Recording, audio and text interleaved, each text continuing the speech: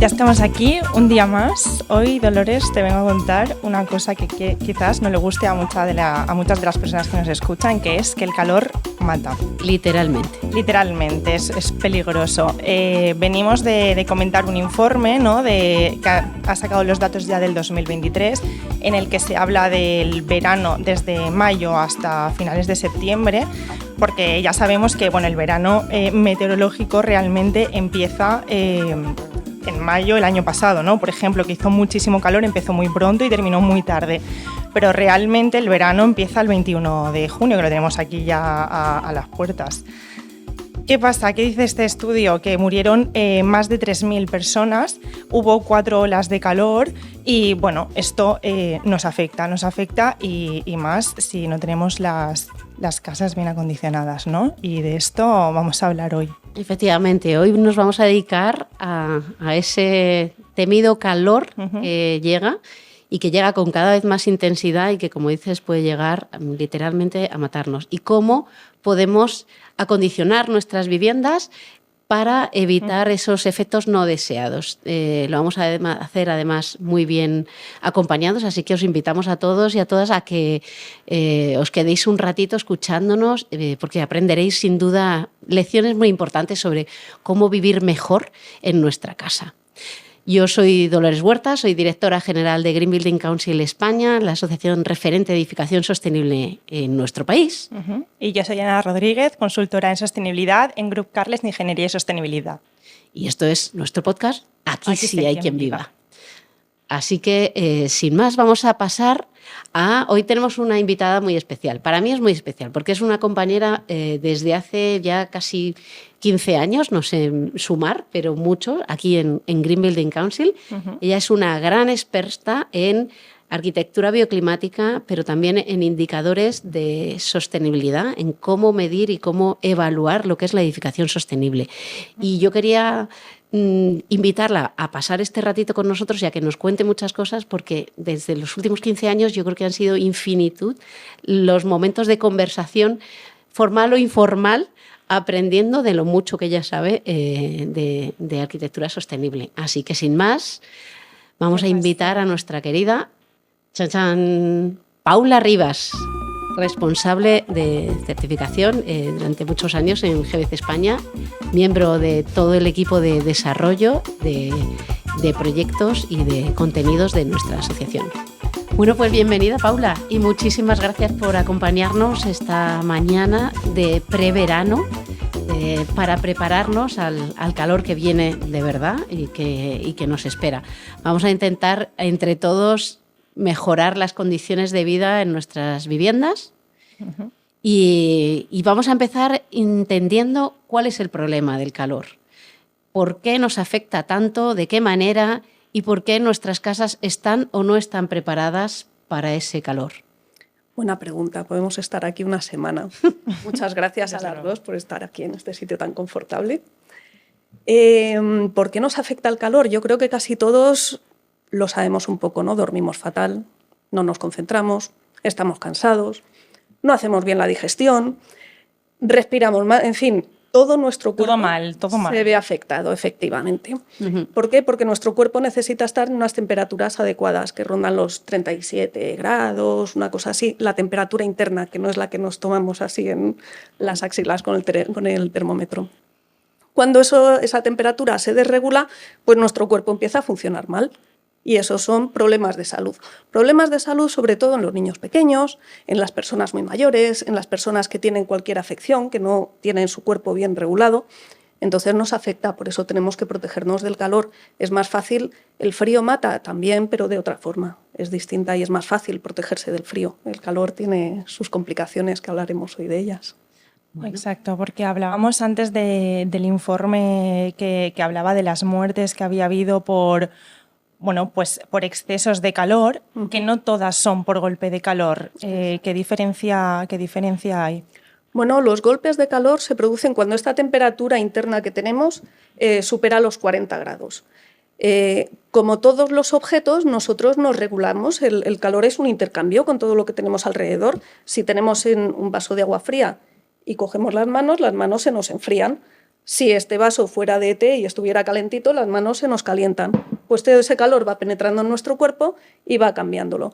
Cuando el interior de nuestro cuerpo llega a 40 grados, en unos 30-60 minutos se produce un colapso de nuestro funcionamiento fisiológico y nos podemos morir. Entonces, por eso las muertes por golpe de calor son peligrosas. Pero como decía antes, no solo son muertes por golpes de calor, también es porque nuestro organismo empieza a funcionar mal y entonces puede haber colapsos de otro tipo que no solo es este golpe de calor. No nos fijemos solo en esos 40 grados, que con menos temperatura también estamos afectando. De hecho, en ese mismo informe, ahora la Universidad Carlos III pone encima de la mesa la variación de lo que supone calor como riesgo para los seres humanos dependiendo del clima. Me ha llamado mucho la atención las diferencias que hay, lo que es calor peligroso para alguien en Asturias o para alguien en Utrera, en la sartén de España, ¿no? Cuéntanos un poco más. Es que hay más de 10 grados de diferencia. Fíjate. En Asturias con 31 grados empiezan a tener problemas de salud. En Madrid con 31 grados estamos muy felices. Vamos con Rebequita y todo. Sí, exacto. Ojalá nos llegue un verano que no pase de los 31 grados. Ojalá, ojalá. En Córdoba llegan a los 40 grados. A partir de los 42 grados empiezan a tener problemas de salud. Entonces, esto se produce también porque nuestro cuerpo se termorregula. Dependiendo de las condiciones en las que vivamos, podemos soportar unas temperaturas u otros. Tengo un primo que está de Erasmus en Estocolmo y estaba alucinado porque ahora sale el sol y salen en manga corta y el pobre hombre con el plumas, ¿no? Claro, él viene de España cálida. Pues lo mismo ocurre con el calor. Es la homeostasis, ¿no? Exactamente. Bueno, y nuestras casas a esto vamos a ver cómo reaccionan, porque igual que los cuerpos reaccionan distinto en Córdoba o en Estocolmo, nuestras casas se construyeron y se construyen de manera distinta en Estocolmo y en Utrera, en Córdoba. Entonces, ¿cómo están de preparadas o cómo influye el calor en la manera en la que construimos? Se me ocurre, por ejemplo, que la orientación es fundamental y que no es lo mismo cómo se oriente una casa aquí que en Estambul. Totalmente. Bueno, igual Estambul igual nos queda en una... está parecida, pero... Pero pasan más calor. Sí. Sí, ahí tiene mucho que ver la arquitectura vernácula, que se llama, ¿no? Que es la arquitectura esta que se ha hecho siempre, que ya la estamos perdiendo, que por determinados materiales modernos como los ladrillos, el hormigón y demás, se han ido olvidando ciertas formas de construir, que ahora las casas son prismas que tienen la misma fachada. En cualquiera de las orientaciones, antes, ¿no? Antes, dependiendo de dónde estabas, tenías un gran ventanal a sur o te protegías y tenías unas ventanas diminutas a sur. Eso lo hemos perdido y es algo que sería deseable recuperarlo. ¿Y por qué se hacía esa arquitectura vernácula tan distinta? Pues porque no es lo mismo estar, como bien decías, en un clima de montaña, muy frío y muy seco, en un clima muy cálido y húmedo junto al mar, en un clima de meseta con unos extremos en invierno muy fríos y en verano muy cálidos, etc. Y las casas tienen que pensarse para esos climas, porque si no, tenemos un problema. ¿Cuáles son las orientaciones mejores? A nivel general en España, la sureste sería, vamos a ir dejando ya alguna pista, la sureste sería la orientación más deseable. ¿Por qué? Porque el sol al sur en verano va muy alto, entonces con un simple toldito, una marquesina, cualquier cosita, te proteges de ese sol. Y también al sureste no te va a dar el sol de la tarde, que ya la casa está recalentada, hace un calor horrible y que te azuce el sol por la tarde es matador porque ya no duermes en toda la noche. Desde luego. Bueno, fantástico. Interesante esto. Sí. A mí me encanta porque es que además yo alguna vez me he llevado las manos a la cabeza precisamente por eso, ¿no? Porque hemos visto pues, edificios exactamente iguales, con los mismos materiales o los mismos colores, ¿no? Porque ahora hablaremos de esto también, que también es importante, en Asturias que en Arenales del Sol, Elche. Y tú dices, en la playa, en la costa, y dices, perdona, o un edificio negro o con cristaleras aquí en la costita del Mediterráneo, ¿no? Que es como, ostras, lo deben pasar mal. Las personas que... Y yo creo que este podcast precisamente es para esto, ¿no? Para los usuarios que van a comprar casas y que sepan qué casas sí o qué casas no o qué deben pedir, ¿no? Porque creo que es un crimen, ¿no? Hacer este tipo de edificios.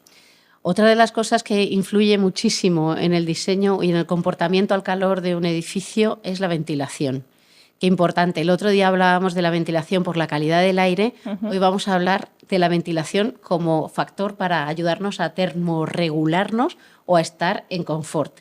Y qué distinta la ventilación que necesitamos también según el clima, ¿no? Sí, mira, la ventilación suele ser muy buena siempre. ¿Qué es lo que ocurre? Que hemos perdido cierta sabiduría que nuestros padres y nuestros abuelos tenían y que nosotros la estamos perdiendo. Entonces la gente, cuando tienes calor, el cuerpo te pide aire porque se mueve el aire, sudamos precisamente para eso. El aire hace que se evapore el sudor, con lo cual la temperatura superficial baja y estás más a gusto. ¿Qué pasa? Que a las 3 de la tarde en Madrid la gente abre las ventanas para ventilarse, pero es que en tu casa estás a 27 grados y ya es una temperatura alta, pero fuera hay 40 ahí. Entonces lo que te estás metiendo es una lengua de fuego tremenda. Entonces ventilar sí, pero teniendo mucho cuidado cuando aprovechemos las noches, aprovechemos los momentos en los que baja la temperatura y luego tengamos aparatos en casa que sí muevan el aire. Ventiladores de techo, por ejemplo, que yo creo que es el primer paso que hay que dar cuando no aguantas en tu casa. Lo primero que tienes que hacer es un ventilador de techo, que ya veréis que te permite aguantar durante muchísimo tiempo. Hay sitios en los que ya el ventilador de techo se queda corto. También cuidado, si hace mucho calor dentro de casa, el ventilador de techo, cualquier movimiento de aire, te va a provocar dolor de cabeza y te va a provocar malestar. En esos casos, bebe agua, pégate una ducha y procura no moverte lo menos posible. Qué bien. Ojalá pudiera estar... Por eso se inventó la siesta, Exactamente. Entre otras razones. Desde luego. Y también nos afecta mucho el tema de la humedad, por ejemplo, ¿no? Yo lo noto mucho porque yo vengo de Elche, que estamos súper cerca de la playa, hay muchísima humedad, o sea donde sea, o sea, donde tengas la casa hay muchísima humedad. Y ahora vivo en Igualada, que es como Cataluña central, ¿no? Entre montañitas, menos humedad, o sea, hay una diferencia tanto para el frío como para el calor, porque el frío, tú te abrigas, te pones la misma chaqueta que llevas en otro sitio y ahí no tienes frío y en un sitio con humedad, sí, pero el calor también se soporta muchísimo mejor, ¿no? Y en las casas supongo que afecta también muchísimo. Claro. ¿Qué ocurre? Que el aire es aislante, el aire es el mejor aislante que hay, ¿no? Cuando Saint-Gobain hace un aislante, lo que hace es un material con celditas en las cuales hay aire, que es lo que nos protege. Si ese aire es húmedo, la humedad evita que sea aislante, con lo cual el aire húmedo te está transmitiendo la temperatura directamente. Y eso es muy desagradable, como bien dice Ana, tanto para el frío como para el calor. ¿Qué ocurre? Que en climas secos, en la meseta, por ejemplo, si conseguimos humectar todo nuestro aire y tenemos la casa a 27 grados, podemos reducirla a 6 o 7 grados de temperatura. Entonces, bienvenida la humedad. Eso de tener una fuentecita en casa, tener plantas en casa, todas estas cosas son fantásticas. Pero, sin embargo, en la costa, en las zonas húmedas, todo lo contrario, necesitarías un deshumidificador, necesitarías ventilar, ahí hay que cuidar la ventilación en los momentos en los que no te venga la brisa marina que te mete la humedad en casa, hay que buscar el momento más seco. Entonces, la humedad es muy importante por eso, porque es la que nos va a transmitir la temperatura exterior. Entonces, en algunos casos nos va a reducir la temperatura. De hecho, en Irán y en zonas así muy cálidas, los aires acondicionados son con humedad, son a través de humedad. Y en zonas húmedas, pues es lo contrario, hay que quitársela de encima. Hay que quitársela, ya te digo. Es muy desagradable, ¿no? Llegar cuando venimos de la meseta y llegamos en verano a la playa y nos da este golpe pegajosa todo el día. No puedo respirar. Sí. Por favor, que me bajen la humedad. Y ahí sí, esas deshumedad. De hecho, lo contrario, la falta de humedad tampoco es bueno para la salud. Nos reseca las mucosas, respiramos peor, nos dan más alergias y incluso se nos reseca la piel. Sí, además se nota mucho cuando hay poca humedad, hay calima, ¿no? Que hay como polvo en el ambiente, también se resiente mucho los ojos, la garganta. Sí. La humedad tiene que estar entre 40 y 60%. Y no es tontería, porque es muy baratito además, que todos tengamos en casa un termómetro con control de humedad. Vale. Ya de paso, el medidor de la calidad del aire que comentamos en el capítulo 2, que ahí te viene humedad, temperatura, CO2, COPS, te viene de todo. 4 datos que te hacen ver cuándo estás mal y para que te des cuenta. Es verdad que con temperatura y humedad nuestro cuerpo lo nota más que con otros agentes, como decíamos en el podcast anterior. Exacto. Antes hablabas hemos estado hablando todo este rato de cómo afecta esas características de orientación, ventilación, humedad y cómo cambian con respecto a cada tipo de clima. Pero en un mismo edificio, también la posición que ocupe una vivienda, en un edificio de viviendas comunitario, es muy importante. No es lo mismo el que vive en el ático que el que vive en un bajo y a lo mejor tiene un patio, que el que viene... Sobre todo esto para el frío también, pero para el calor... sí, o el que vive en cara norte o cara sur, es que es terrible eso. Sí, la posición es muy importante. De hecho, lo primero que tenemos que hacer cuando queremos adecuar nuestra casa a cualquier condición es entender cómo funciona nuestra casa, dónde está situada, cómo es la envolvente, todo, ¿no? Y a partir de ahí tomar decisiones. En el caso del calor, las casas son muy parecidas al cuerpo humano. Lo mismo que en invierno te tienes que poner un gorro y por tanto en invierno tener un buen aislamiento en cubierta es importante, en verano te pones un sombrero para protegerte del sol. Si estás en la última planta, tienes el sol, fíjate, si nos vamos a una calle, imaginémonos de Madrid, en un día de 37 grados centígrados. Como dice la canción. 37 grados y un montón de huesos. Pues el asfalto al sol estaría a 67 grados. Madre mía. No está mal. El asfalto es muy parecido a las... Vamos, es muy parecido. Son las telas asfálticas que tenemos muchos en la cubierta de nuestra casa, con lo cual muchas de las casas de las ciudades y de pueblos también están a 67 grados de temperatura días de verano. Si ese asfalto está sombreado, de 67 pasa a 39. Si en lugar de asfalto es adoquín, que tiene más grieta, es un poquito más permeable, baja a 35. La hierba, que no es de las mejores plantas para conseguir humedad, al sol está a 42, pero es que a la sombra está a 31 grados. Ya hemos pasado de 37 en la calle a 31. Entonces, la cubierta, todos estos datos que estoy diciendo se pueden llevar a cubierta. Una cubierta vegetal sería fantástica. No solo para el fresquito, también para el invierno y para muchas otras cosas que ya hablaremos en otros también es podcasts. Aislante acústico, o sea, exactamente. Es genial, los techos verdes.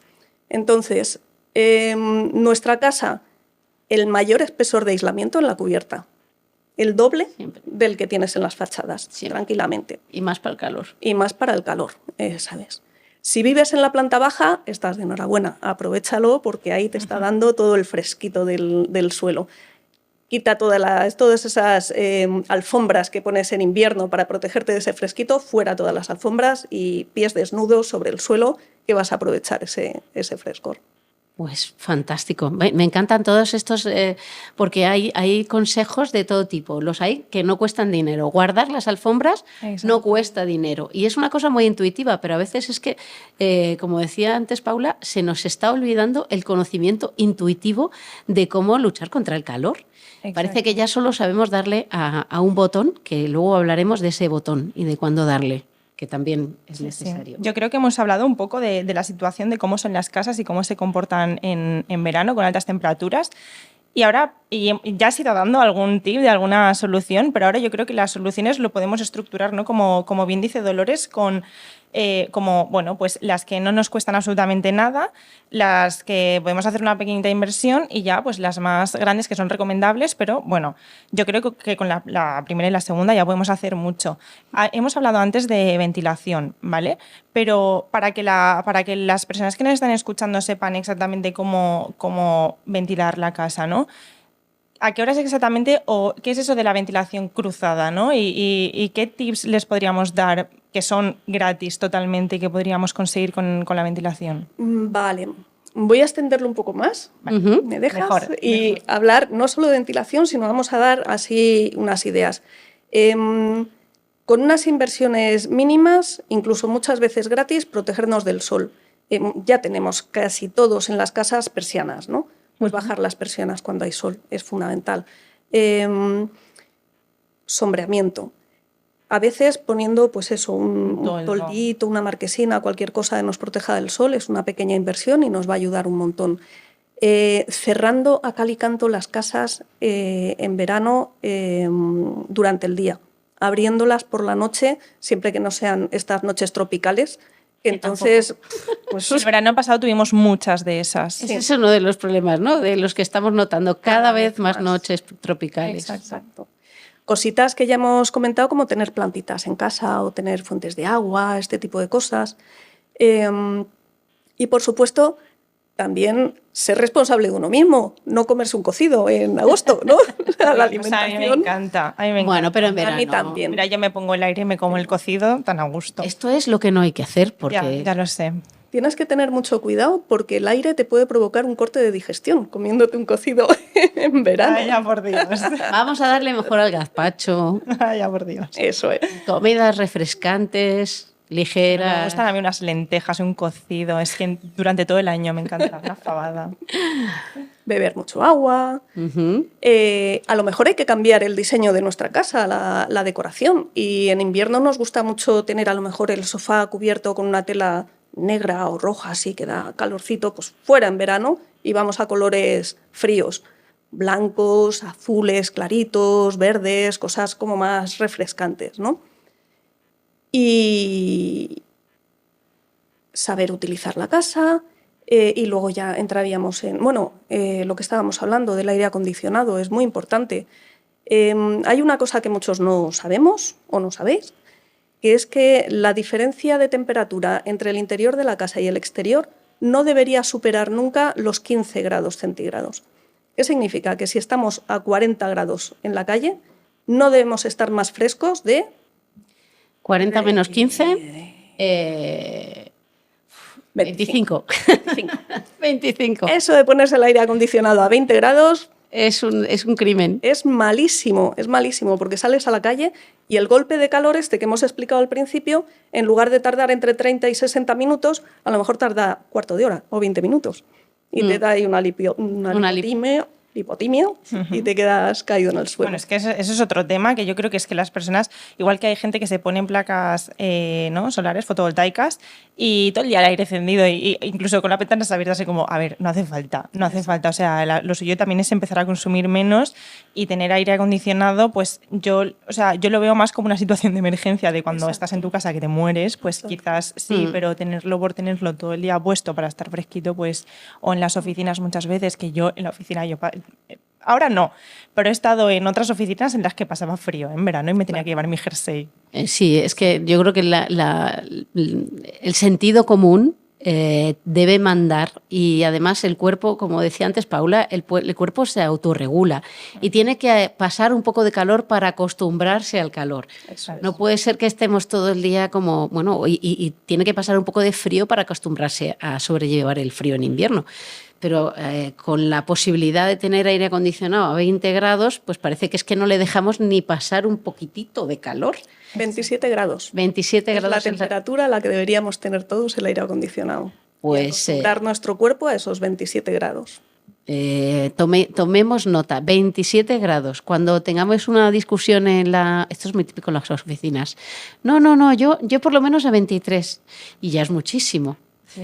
Hay que tener en cuenta también que muchas veces no se consigue la temperatura, por ejemplo, si depende del aparato en sí, ¿no?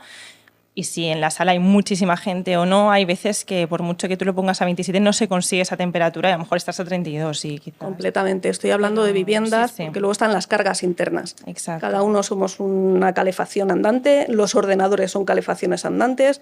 Esa es otra. Verano es una época fantástica para relajarse y dejar de ver televisión, porque da un calor. Cada vez que enciendes la televisión tienes ahí... Vamos a repasar cuántas fuentes de calor hay en una casa. Un frigorífico, que está 24 horas echando calor. Un horno, si lo enciendes, ese sí. Bueno, que en verano lo tenemos prohibido también, ¿no? Es como los encender cocidos, el horno. O el horno podemos. Si lo enciendes, que tengas en cuenta que has encendido, pues eso, una calefacción, una chimenea. Igual es la noche el momento de ponerlo, cuando puedes ventilar y entonces ese calor lo sacas más fácilmente. Las personas, todos nosotros somos una pequeña estufita andante, más si estamos haciendo deporte, ¿no? En un gimnasio, aquello sube la carga de calor muchísimo. ¿Qué más electrodomésticos? Tú has dicho la televisión, ordenadores, todo lo que es eléctrico da calor. Da calor. Bueno, pues por eso las vacaciones son tan estupendas cuando puedes... No enciendes nada. Todo. Eso es. Solo la nevera, eso sí, para tener la vida fresquita. Bueno, y hablando yo creo que habrá un poquito de soluciones que cuestan un poquito más, pero que el resultado es es estupendo. Si yo ahora, por ejemplo, en mi casa paso muchísimo calor en verano. Si yo quiero hacer una rehabilitación energética, ¿tú qué me recomiendas? Pues lo hemos hablado. Ataca la cubierta. Lo primero, para el calor tienes que atacar la cubierta. En rehabilitaciones energéticas las ventanas también son muy interesantes. Es un punto que además tanto para calor como para frío va a ayudar muchísimo a regularse. Es por donde más se pierde la buena temperatura de la casa. En la envolvente, pero para el calor en particular, una cosa que muchas veces en las rehabilitaciones energéticas se nos olvida es el tema de parasoles, es el tema de esas protecciones solares, ¿no? De poner dispositivos adecuados, porque no es lo mismo el sur que el oeste. Al sur, como he dicho antes, el sol va muy alto, con lo cual los dispositivos deben ser o lamas horizontales o pequeños toldos o similares. Sin embargo, al oeste y al este, el sol va muy bajo. Entonces, todo eso que vale para el sur no vale para estas orientaciones. Ahí necesitamos lamas verticales, toldos de estos que bajan y tapan completamente la ventana, otro tipo de dispositivos. Eso árboles, si podemos, ¿no? Muy en cuenta. Bueno, los árboles es que además de sombrear nos aportan, como decíamos antes, nos aportan humedad también, nos refrescan el ambiente y nos van generando esos microclimas que si lo tenemos muy cerquita de la fachada, eso es cuando abres luego por la noche. Y la biodiversidad, ojo, que eso nos da una vida también. Vale, y en cuanto a materiales, ¿alguna recomendación? Materiales al interior de casa lo más naturales posibles. Por ejemplo, materiales como el barro o la cal para enfoscar nuestras paredes ayudan a esa termorregulación que hemos hablado, porque ayudan a regular la humedad que tenemos interna en la vivienda. Los materiales como la madera nos da una sensación más térmicamente agradable. En verano igual los materiales cerámicos, que son muy fresquitos, mantienen el fresquito muy bien, son muy agradables. Entonces, ir a ese tipo de materiales. También, si hablamos de telas, de sofás, camas, etcétera, vamos a algodones, vamos a materiales lo más naturales posible, y no es ninguna tontería lo de los colores. Incluso en la cama, cuando estás durmiendo, aunque tú dices estoy durmiendo, no veo de qué color son mis sábanas, te está produciendo esa sensación porque tu cuerpo sabe dónde se ha metido a dormir. Y si se ha metido entre unas sábanas oscuras, va a pasar más calor que si son fresquitas. Curioso. Y eso lo mismo con los colores nos pasa con las fachadas, porque cuando veo esas cubiertas, por lo menos que se pusieron de moda, esas cubiertas de pizarra, o por lo menos de colores muy oscuros, en climas que sabes que le cae un sol en verano, es terrible, tremendo, y dices, madre mía, ¿a qué temperatura se pone eso? ¿No? Lo decías antes. Tremendo. Eso hay que tener muy en cuenta también la inercia térmica de los materiales. Los materiales, cuando son muy masivos, van acumulando el calor del día, ¿no? Y luego lo desprenden durante la noche poquito a poco, con lo cual por la noche, en lugar de sentir tu casa más fresquita, que es cuando toca sentirla fresquita, es cuando los materiales te están echando todo el calor dentro. Y ahí estamos hablando de piedras negras, de ladrillos oscuros, de todas estas cosas que en invierno están muy bien, pero en verano nos dan un horror. Son un horror. Tenerlo muy interesante. Esto ahora te haré una preguntita más sobre eso, pero después cuando pongamos las dudas de... Sí, que tú ya has oído alguna de las que nos viene. Bueno, no sé si os queréis que pasemos ya directamente a las preguntas que nos han dejado esta semana en el podcast y que tenían que ver con el calor. Ya advertimos que ahora que llegaba el verano íbamos a hablar de prepararnos para el calor, ¿no? Exacto. Así que aprovechamos, y si hay alguien que nos esté escuchando que tenga dudas, pues que nos mande las preguntas. ¿Estás preparada? Adelante. Son tuyas todas, ¿eh? Muy bien. Hola chicas, soy María de Madrid. Voy a cambiar las ventanas de mi casa. ¿Qué tipo de ventanas me recomendáis para no pasar calor este verano? Pues aquí va a depender de la orientación. La orientación siempre hay que tenerla en cuenta. No es lo mismo una ventana sur que una ventana norte. Una ventana sur va a necesitar un protector solar, que te lo puedes ahorrar en una ventana norte que prácticamente no vas a tener sol. En cualquier caso, los vidrios, siempre con por lo menos una cámara de aire, lo ideal es mirar que cumpla con el código técnico en función de la zona climática en la que estés viviendo. Y siempre que sea posible que sean bajo emisivos, porque vas a tener unos aislamientos tanto en verano como en invierno muchísimo mejores. ¿Qué es un vidrio bajo emisivo? Eso iba a decir, para que la gente lo entienda. Palabra. O se lo pedimos al profesional. Esto, efectivamente, o si no, se lo pedimos al que nos vende la ventana, dame un bajo emisivo con control solar. Exactamente. ¿Esto es bajo acumulativo? emisivo, sí, y luego puedes meterle la seguridad.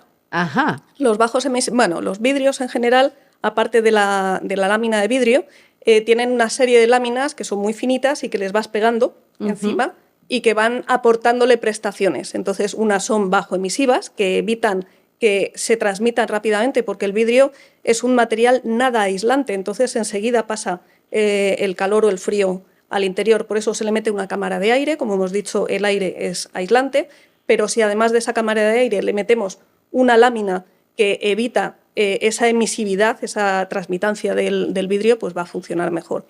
La protección solar es otra lámina que lo que va a hacer es reflejar la luz del sol y que no penetre al interior de la casa. O sea que para ventanas a sur y a oeste, a lo mejor. A oeste también. Necesitamos esa protección solar y el resto, para todas, bajo emisivos. Yo tengo una duda con eso. Las que tienen la protección solar, yo en casa de mis padres tenemos de esas, ¿vale? Y tenemos un problema, y es que todos los pájaros se chocan. Ay, no me lo digas. Yo tengo el mismo problema y estoy traumatizada. ¿Hay solución? ¿Hay solución? Bueno, el problema es que efectivamente reflejan en el exterior, los pájaros no entienden que eso es un vidrio, lógicamente, y van a volar porque ven que pueden seguir. Se pueden poner pegatinas, ojo, porque si ponemos un par de pegatinas porque lo que queremos es ver el exterior, no va a ser suficiente. Entonces, a lo mejor ponerles unas tiras de algún papel translúcido, alguna pegatina translúcida que evite eso. Las mosquiteras son fantásticas. En mi casa, por lo menos, la temporada en que vemos que los pájaros se chocan coincide con la primavera, que es cuando empieza a haber más pájaros, y luego todo el verano, con lo cual las mosquiteras te van a ayudar no solo a que no te entren mosquitos, sino también a que los pájaros dejen de ver ese reflejo tan fuerte en los vidrios y, por tanto, haya menos accidentes. Es un problema bastante gordo que tenemos que tener en cuenta, es muy importante eso. Totalmente. Pues sí, porque queremos mantener a todos nuestros pájaros con salud. Sí, porque ellos son los que evitan otras plagas que ya no nos gustan, como las de las moscas, los mosquitos, efectivamente. etcétera. Exacto. Vamos con la siguiente. Venga. Hola chicas, mi nombre es Carlos Pérez. Tengo una vivienda en el pueblo y es súper fresca, a diferencia de mi casa habitual, que es mucho más calurosa. ¿Me podríais decir cuál es la diferencia entre una casa y otra, por favor?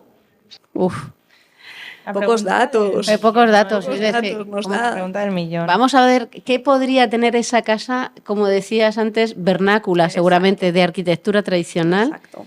Cuando no nos creíamos ricos en energía y se construía a favor del clima, no contra el clima. Y además los materiales eran los locales porque era lo que teníamos. Entonces construíamos mucho con piedra, construíamos mucho con tierra, construíamos con materiales que tienen esa inercia térmica de la que estaba hablando, pero tenían unos espesores muy grandes, porque además las estructuras, ahora con hormigón puedes hacer estructuras muy esbeltas, muy finas, y antes no, antes los muros tenían que ser muy gordos.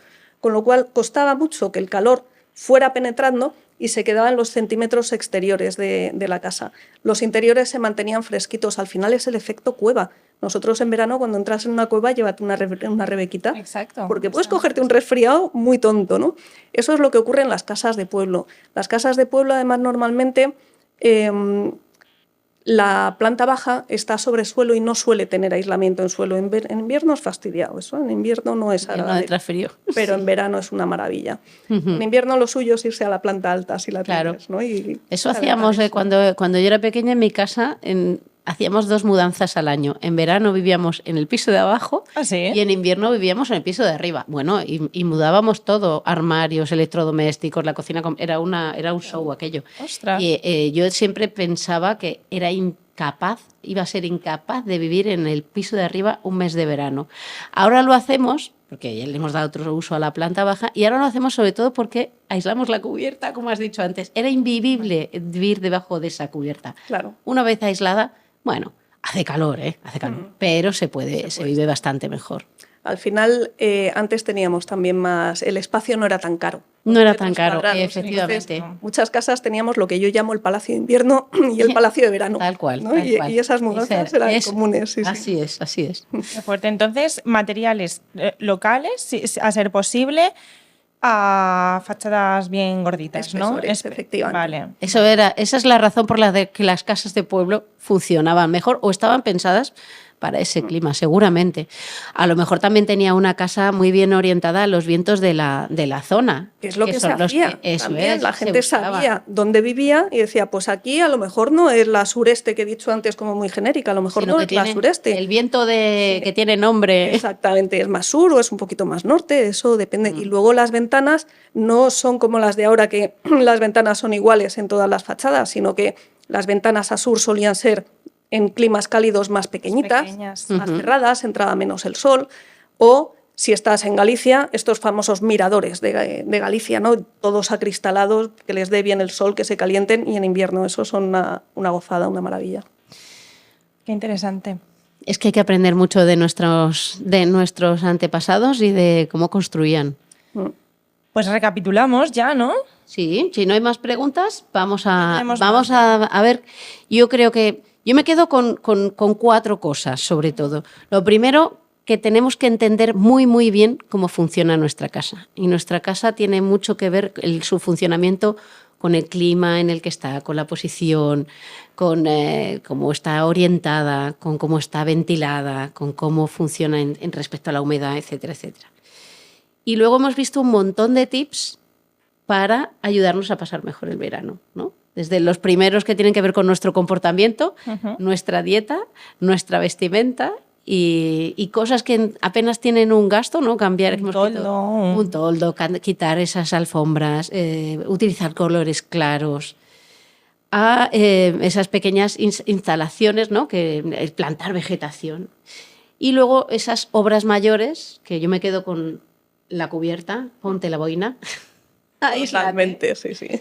Y los tips de él, una vez que no hay otra solución y ya llegamos al aire acondicionado, que también puede ser una buena solución. Yo creo que dedicaremos un podcast a las instalaciones directamente activas, ¿no? Pues ese aire acondicionado, usarlo con cabeza. Completamente. Mucho cuidado con tener el aire acondicionado toda la noche puesto, porque ahí acabas con la garganta hecha polvo y probablemente... Eso efectivamente es una muy, muy mala idea. Sí. Si hay que ponérselo, porque a veces hay que ponérselo, que esté orientado la salida de chorro de aire en la dirección opuesta, que no te dé a la cama, que dé a otra pared, a otro sitio. Que vaya refrescando la casa sin que te esté dando directamente. Exactamente, eso es muy importante. Y si puede ser el ventilador de techo en lugar del aire acondicionado, mucho mejor. De hecho, el aire acondicionado se puede poner en modo ventilador, sin temperatura, y es muy interesante esa opción para muchos casos. Bueno, exacto. Me lo apunto también. Pues hasta aquí nuestro capítulo de hoy. Muchas gracias a Saint-Gobain, nuestro patrocinador. Muchas gracias a todos los que nos estáis escuchando, a Grup Carles, a GBC. Os dejamos en la descripción todas nuestras webs, nuestro contacto, que lo tengo por aquí. Os dejo el número 626-558860 por si tenéis alguna consulta, alguna pregunta, algún comentario que nos queráis hacer. Pues bienvenido es, y nos vemos en el próximo episodio. Os esperamos a todos. Muchísimas gracias, Paula. Gracias a vosotras. Venga, hasta pronto. Chao.